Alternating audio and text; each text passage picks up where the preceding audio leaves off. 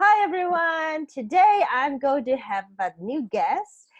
She's based in London, so her name is Taniya Hussain. So I'm really excited to talk to you today. Hi, Taniya. Yeah, it's Hussein, but it's really interesting that you started the conversation with Hassan because Hussein and Hassan, they were the Prophet Muhammad's grandsons. And Hassan means beautiful, and Ooh. Hussein means little beautiful one. So I'm actually calling you Bigger Beautiful then. So yeah, that was that was I think sometimes slip ups they have a blessing. Like yeah. So, and I'm so happy to have you here. And I'm first going to share a little bit about your background. So, Tanya was born in Karachi, Pakistan, but then you moved to London in the 1970s as a toddler. So, a long time. And I myself have been living in London for quite a while. So, love the city. And your professional training and background is in social work and psychodynamic counseling. And I know that you use the work of Jung and Winnicott, as well as techniques from cognitive behavioral therapy, trauma-informed practice training, and NLP, narrative therapy, in your social work and your coaching. So clearly, like, you have a lot of different professional training. And I know that your background is very diverse, and very different, as in, like me, I'm born in Hong Kong and China, and then moved to Europe, London, Norway, and then live in Australia. So I'm always surrounded by very different cultural groups. And I know that with your work, because I think you also work with very diverse group of people. Like, I think you work in the criminal justice system before, and therefore you meet a lot of different, not just socioeconomic diverse people, but different religious backgrounds. So, and I love it because I often love to talk to people who work with very different people, because you definitely have different worldview.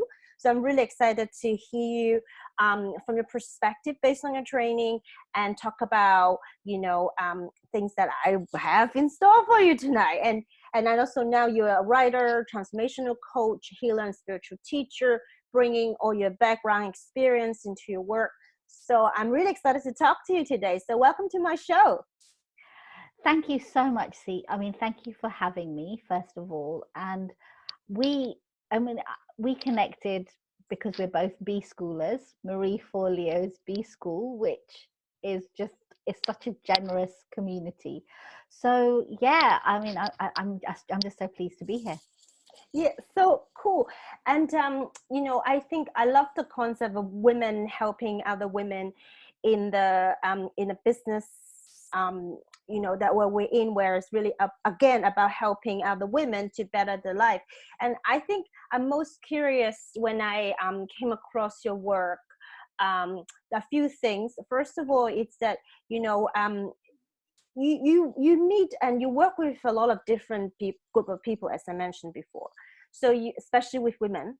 So what's the number one struggle you see from your experience and perspective? Because you come from a very different background. You work in the justice system. You work with very different people than I do, even though we do help women in transition a lot, which we're going to talk about in a minute. So, but what is the number one struggle you see the women you work with in order to break through the situation and pursue the dreams?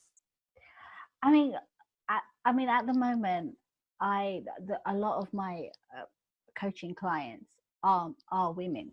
Majority of them are women that kind of come to me and gravitate towards me. And the number one challenge I see, which is very similar to my own personal journey, is not feeling good enough, not feeling that they can afford the time, the money, the energy, not feeling that they can kind of invest in themselves. And that was very similar to me when although I am a counselor and I've been a social worker most of my life, a lot of the time when I used to kind of get help for myself was usually in crises, was usually an event that had happened that kind of became a catalyst for me to seek help. But I feel a lot of women, they have this constant battle of not feeling good enough, not feeling that they are worthy enough.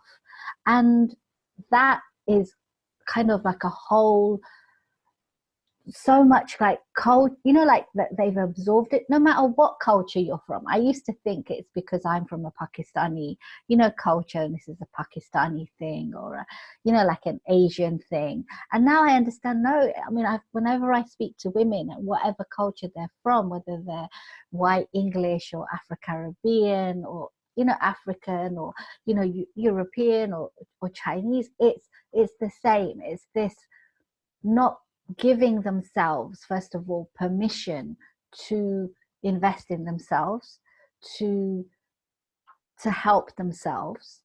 And also is also this being very much part of this victim of kind of like just being, victimizing themselves with their negative self-talk. And some of these women, and I kind of pride myself that for most of my life, I mean, I know I'm a very successful woman, but most of my life I had this like mask on, that outwardly I was very successful, but inwardly I didn't feel successful at all.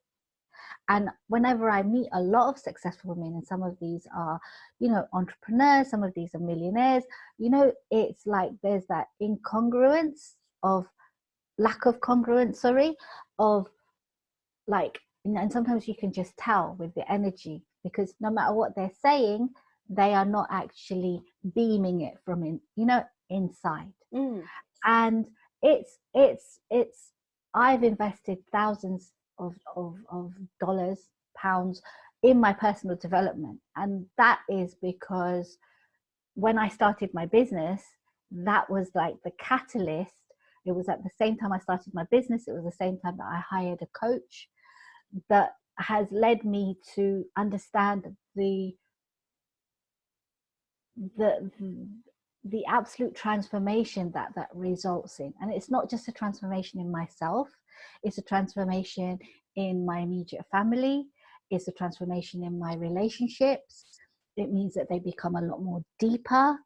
It means there's a transformation in the way I see my work in the world. And also it means that, people then kind of like start seeing you in your authenticity. And I feel like a lot of this is also back to your, original question, is that I battled with not feeling good enough for most of my life until I got completely burnt out and was willing to lose everything, like my whole stability, my whole stable family life, because I didn't know what I wanted, and I'd been hiding myself.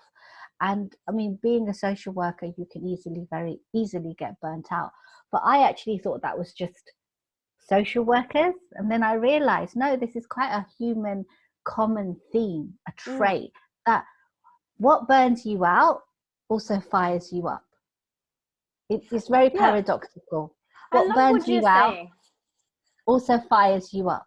And my burnout led to, this very dark, dark months in my life, where I needed to stop doing and stop, like this trajectory that I was on, and actually really reevaluate my life and start asking some real basic questions. And I think the answers usually come from the questions.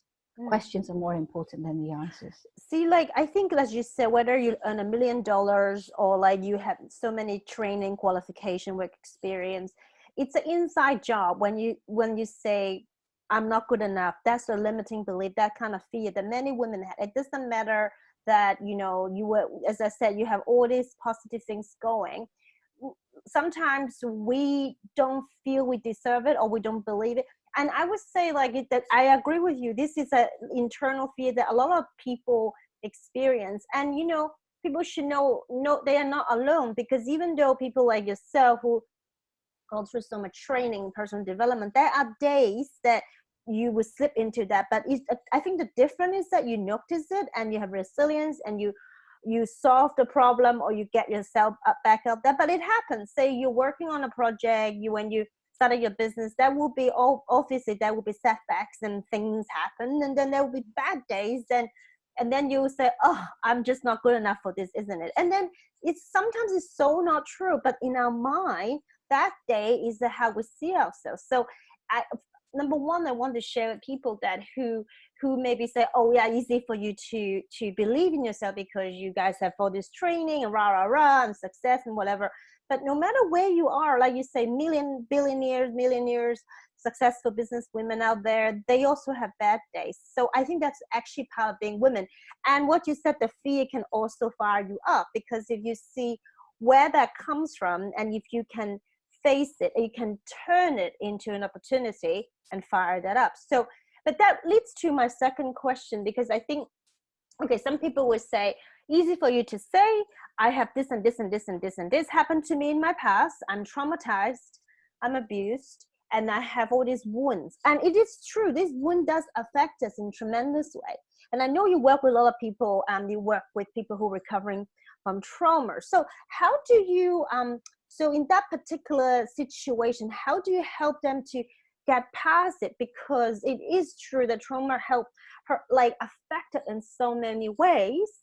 And how do you manage to turn the worldview if they say, Tanya, but look, easy for you to say, but I got this and this happened. What do you do? Or if people are sitting there having that sort of dialogue right now in the head, what would you say to them? You know, like having company, and having the company of people that have turned their life around via the trauma that they've actually been through. And I think if you study a lot of the top coaches in, you know, personal development coaches, even, you know, successful millionaires, or even people that are not necessarily very famous, but they are around you, you will actually know most people have some kind of trauma in their lives, right? And whether that is child abuse, whether that is witnessing domestic violence, whether that is losing your parent at an early age, whether that is, at the moment in London, we're witnessing a massive knife crime epidemic. So in some ways, you know, for a lot of young people in London, and, you know, rest of the UK, actually trauma has become quite normal. Yeah. So and trauma is, I mean, a very wise person said this to me, was, if it doesn't kill you, it makes you stronger. And then she added, it also gives you a weird sense of humor. And I mean, you know, trauma, there's the three classic responses to trauma, which our brain has been wired to. There's flight, there's fight, and there's freeze.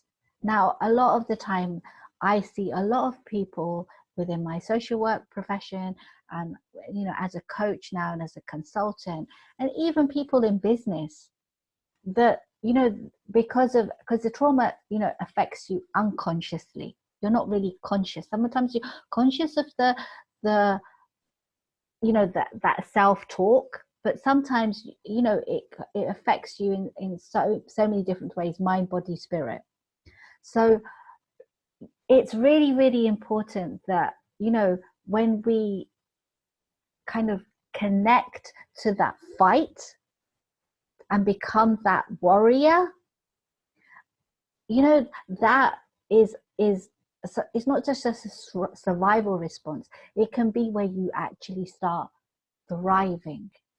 You know, it's actually when you start really thriving and pushing forward an authentic version of yourself, the best version of yourself, because what led you to be so afraid has actually led you to fight for who you are, what you believe in, how you want to be remembered, and a much more deeper, richer legacy. And then there's a lot of people that are constantly, and I would say this, this happened to me. I was constantly running away from the true version of myself. That I kind of like, I'm a poet, and I write a lot of poetry. I've written thousands of poetry, but I always was so afraid to share it because I was so afraid to be criticized. And some of it was some real pleas of my soul, because to do this work, majority of people that become transformational coaches, to become social workers, they usually have had some trauma in their life. Not everybody, but most people, to kind of want to do that very dark, what I call dark work, because it's kind of having to embrace somebody in their complete darkness. And I used to, when I first started, I actually branded myself as a trauma recovery coach, because that's what I've always done. That's what I still do, consistently hold space for people in crisis. That is my brand promise. That is who I am, and that's what I've always done, and I've done it. I turned 50 last year, and I actually became a qualified social worker at the age of 22. I started counselling women and girls who'd been sexually abused from the age of 18. So it's like, it really depends on that perspective, and you flipping the perspective. So you can actually see something as a victim, you can see it as a survivor, or you can see it as a thriver. And there are very many people that just stay stuck in their victimhood. And there's those that survive, and they will do anything to survive because that's all they know. And then you can move into thrive, being, thriving. And then there's even a stage beyond that you're just being the true essence that you are. And I actually kind of feel that many of us can kind of just what I call wade in our shit. And if it's so easy, and I think society mirrors that as well. It's like, even films and plays and books, and it all kind of like mirrors it, because it's just easier to wade in your shit to then actually do something about it. And here I'm saying, some of it's necessary to do by yourself, and sometimes it's also necessary to ask for help and demand help and seek help, because you can't also do it by totally by yourself either. So some victims, and this is very much me, and I think something I keep working on, I can't do everything myself, and it takes for you to be really vulnerable, and in your vulnerability is strength. I don't know who said that. I really want to kind of that's Brené Brown talks a lot about embracing your vulnerability is the way to live with more courage and love. I mean, there's so many things to add on to what you said, because number one, the way you talk about your social work, helping people recovering from trauma as a coach when you first started, I really see you as someone who go into the trenches to hold their hands, because as you said, some people will freeze. Some people will fight, so there's a survival mode, and then there's some people who is going to thrive. And then when you said the third, which is evolve further, be the true essence of who you are, it's exactly what I'm trying to write in my book, where I'm working on a new book. It's called Becoming a Goddess. Is that when you actually capture the essence, because people tend to say there's two kind of people in the world, and then they have all these categories, right? So usually it's that you're or and what I'm trying to say is that you decided you're going to flip that switch. You have the willingness to change, and you're going to move from surviving to thriving, and maybe even more. It's like, who do you want to become? Do you feel you catch a glimpse that there's more there, or you don't want to be where you are? You extend your hand. Someone come and hold your hand in the trenches, like yourself as a recovery coach on trauma, and then you hold that hand, and that's what this goddess community is all about. That together, there are a lot of people who flipped that switch. They decided to join from group A to group B. No, we want more. We want to not just survive, we thrive, and we want more. Once you flip that switch, when you have that transformation, many of us became coaches and healers and teachers because we want to extend our hand to those who are still in the trenches so we can pull each other up and share the light. And I think that's why it's so powerful to work with other women who is willing to do this work, because as you were said, I really see you like in the trenches. It's not easy sometimes.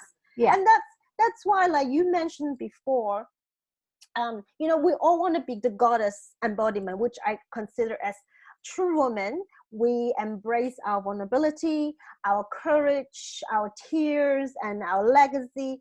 And it's basically good, bad, and ugly. And they're good, bad, and ugly days, right? But we're there for each other, and we try our best to always flip the switch for yourself and others. And that's why I think this women, feminine power, the wisdom is so powerful together. And that's what actually brings me to my next question, because I know early on we talk about burnout. And I think a lot of us want to do all this. And sometimes as a women, we get overwhelmed, we get tired. And then whether you are the one who extending the hand or you're trying to grab hold of a hand, we get, you know, overwhelmed by all this stuff. And how do you you find that a lot as well? Like, and how do you deal with it from both sides? I'm glad you asked me that question, because it's like just kind of like listening to you. I kind of also wanted to say, I mean, I invested in something very, very powerful, and the teacher is, she's not everybody's cup of tea. Her name is Lorna Johnson. She's not very, you know, she's known in some respects. She's the author of The Dark Secret. And, you know, I invested in this very, very powerful tool. It's one of the most powerful tools that I've, you know, come across. And it's called Shadow Alchemy. And in that, she kind of basically is really about, you know, consciousness and consciousness there. And as I was talking before about you know, like burnout kind of occurs because what burns you out also fires you up. And sometimes in burnout, you have to experience what a lot of people call the dark night of the soul. Mm-hmm. Mm-hmm. And sometimes in stillness and silence and darkness, you find who you are. And that's what those several months where I kind of was reevaluating and reflecting everything and really jeopardizing everything that I had in the process, I really found my inner core, my inner core. Because, and now sort of having invested in Shadow Alchemy and a lot of personal development tools, but mainly Shadow Alchemy, I actually find my whole problem in my life was being this rescuer. And I think that causes a lot of burnout. There needs to be a new myth.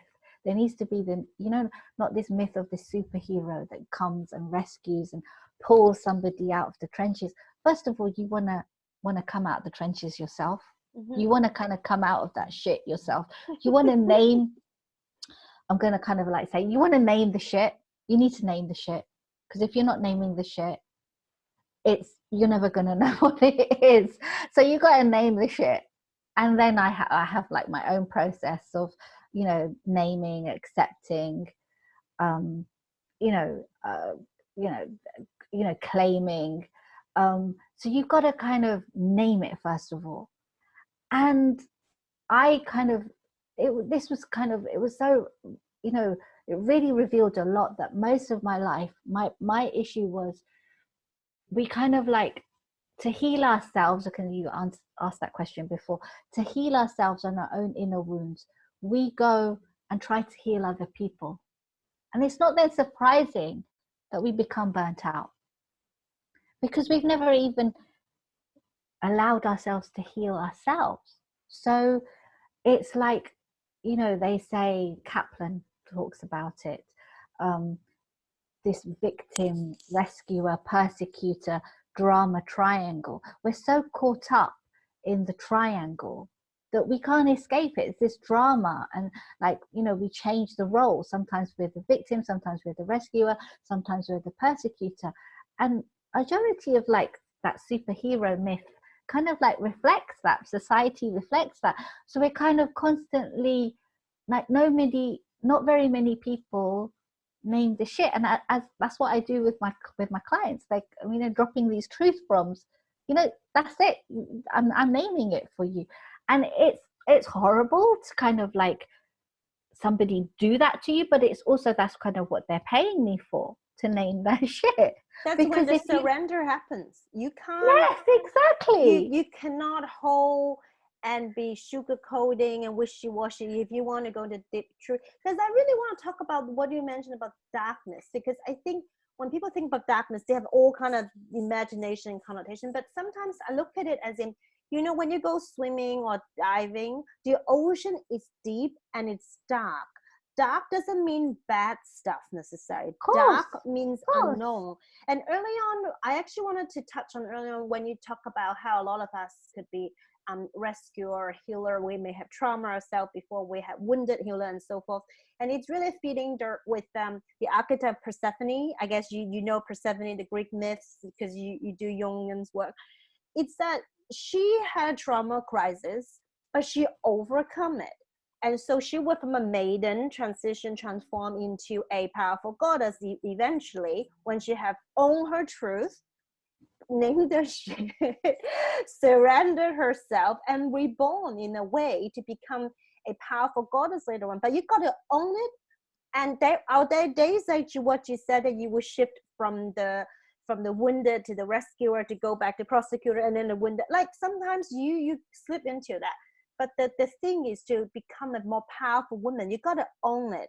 And therefore, you became more. And that process is like the surrender and the resurrection. And often it's the dark soul of the night before you get the resurrection, before reborn, right? But then it's the going deep. And when you say dark, I felt it's deep, and it's like the deep ocean where there's a lot of unknown, and you got to sit in the unknown to find out about yourself. So when people think dark, we're talking about something dark. Exactly. But it's not what they think. But if you don't let yourself get there, you don't know what we're talking about in a way, because it's sitting with your truth. It's so uncomfortable, so vulnerable, so easy to go into this, I'm not good enough, I can never go better, rah, rah, rah. And that's why I guess this conversation, it's in a way really touch on something really deep in me as well. It's because we've been there, and that's why we do what we do, because we want to help people in that situation where you gotta sit and own it in the darkest, most unknown place, and we are there holding a light, even we may, and help you to come through on the other end. And it's a process, you know. And so and that's why and I love what you bring up about being in the dark. It's where we need to sit, the unknown. And nowadays, see, I'm sure you kind of agree with me, it's such a noisy, because everybody's happy, world. Smiley face, so it's positive. And it's like, even like it's a noisy world offline, it's a noisy world online, it's a noisy world in your head. It's like sometimes, you know, it's really important. And like, you know, if I'm sure that there are women that are, you know, running businesses or thinking of starting a business, this is what has like saved me from kind of completely giving up. And I'm sure there are days that see you kind of feel like you want to give up, and that is natural. But what stops me from giving up is giving myself permission to have a day off, have some hours off, have a week off, and kind of give yourself a break from your business, because then you kill the magic in your business. You just kill it, because you're constantly trying to, you know, be you know, like perfect this and kind of create this and kind of do this, and like your massive things to do list. And it's like, you know, a business, this is how I see a business, is like, it's a massive unfolding.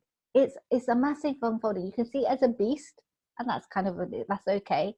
And you can see this is magic unfolding, and it's never really going to stop. You're constantly going to create. You're going to burn down. You're going to create. You're going to burn down and create, and it's always going to be a version of you. But I think that the way that we're programmed is our schooling and everything is like, you know, it's like we're gonna like sit and we're gonna relax and the millions are gonna come in. Yeah, then you're gonna, you know, and it's like there's never like an end. It's gonna be constant, and that is how life works. That's how business works. Yeah, and I love that. That, you know, the truth is you kind of have to be on that edge sometimes, or breakthrough, and let the unfolding, because it's often, I call it being on the edge, when you have a breakthrough, when you have to make big decision, when you have to say, you know, I've been working too, I actually need to take a break. That is taking that break so that you can take the jump or the leap when you're at the edge. And the problem these days is that we're always promoting positive thinking. Yeah, that's good, I'm not saying it's not, but you know, the happy, smelly, smiley face, Yeah. smiley face. So Yeah. we kind of sometimes we need to be on that edge of, again, going back to the unknown, to feel uncomfortable, to feel the, oh, I need to stop working, my creative juices is gone, I need to just sit and, like you said, take a day off or something. You gotta sit on that edge. You can't numb the edge by doing something else. And then there's so much people doing things to numb that edge, like whether it's prescription drugs or drinking or whatever, indulging in sugar, whatever that is, to numb that feeling. But sometimes it's that edge give us the perspective on new direction. And I think it's really important. So and that's also like, I think that's what I wanted to say before, that we gotta acknowledge all these stages. As you say, it's ongoing. You never like, okay, I just signed this client or did this big project and I'm good for forever. No, it's ongoing, never stop. So they come in a cycle. We have a cyclical living. So some days you are high on top, you got all these creative juices going, clients coming, business doing well. And then sometimes you be on edge. Sometimes you totally, I don't know, I have no new inspiration, or I'm confronted by other shadows. And then there are days that you come back up. It's never ending. And but that's what life is. It's supposed to be. It's a growth cycle. Without this up and down and like a cycle like that, we actually can't grow. And it is the truth. You can't stay in one place. This is no way. No. And I think it's kind of like, I kind of kept thinking about when you kind of talked about earlier about this, how do you heal those wounds of trauma? And all of us, most of us have had some kind of trauma. And I think this is kind of, I can't remember where I read this from, but it was like, you know, there's the lotus flower. And the lotus flower, she rises, and she rises from the shit. But With the mud. But the mud doesn't touch her. No. And there are layers of unfolding, right? You rise, the lotus come out, and it's layers. Yeah. And it's like what I was saying earlier from this wise teacher that I have, is like, you know, you know, what doesn't kill you makes you stronger and gives you a weird sense of humor. And the reason that I do what I do is because it gives me pure joy. And to spread that joy, you know, it is the healing. You know, that's pure euphoria. To spread that joy is the healing. If anything heals, it's joy and humor and love. Those are the healing tools in the world. But we totally forget them, constantly looking for the answers outside. But most of the healing is already within you. Most of the answers are within you, but we're programmed and educated in a way that we forget that. And it's so sad. It's so sad. So like, I think we have to wrap up our little time together, but I don't know how it happened, but I think we touched on something quite deep and meaningful for a lot of women that who may be in different kind of transition. Like, we both work with women mostly, and the client you have may be slightly different, maybe older or in different situation, background, and mine as well, but they're all like going through similar heroine journey, where there's ups and downs, there's challenges and gifts, and their healing and weird sense of humor and work with us.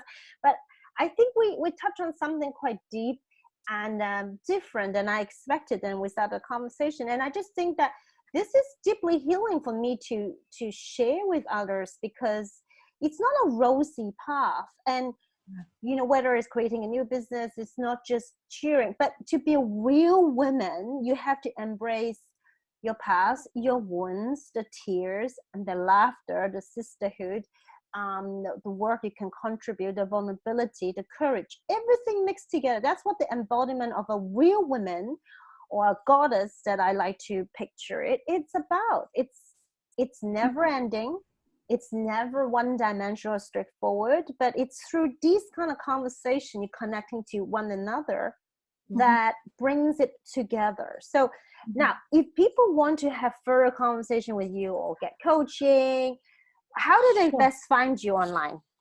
Well, the best way is I actually have a Facebook group called From Burnout to Badass. If you search for that and request to join, I'd love to have you. We have a lot of badasses, top coaches and authors, but there's a lot of social workers and a lot of, you know, they're just brilliant people in there. Women in the trenches and out. Yeah, and I post there quite regularly. I also have my website, taniyahussain.org. I know, see, you're going to put that in the comments.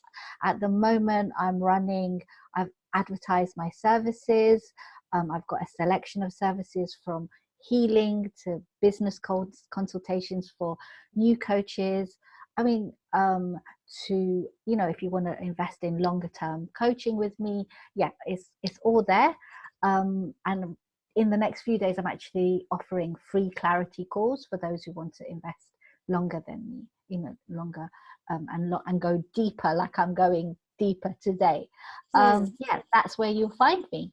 Yeah, so I know some of you may be listening, not everybody will be reading through the blog, but in blog, whether it's on a blog post or on the podcast, you will find the links in the details, and I will post her Facebook book group link as well as the website. So if you want to connect with Taniya, it's pretty easy. And if you want to maybe see her in action in person, I know you're based in London, so people can get in touch as well. So thank you so much for this dark and meaningful conversation, and truly enjoy it. And once again, I love talking to different, even though a lot of people I work with are coaches, but everybody comes from a different background. And so we are like, you know, like this goddess community, I tend to call it. Like, it's embodiment of women, of real substance and real past and real stories. So thank you so much for joining me today.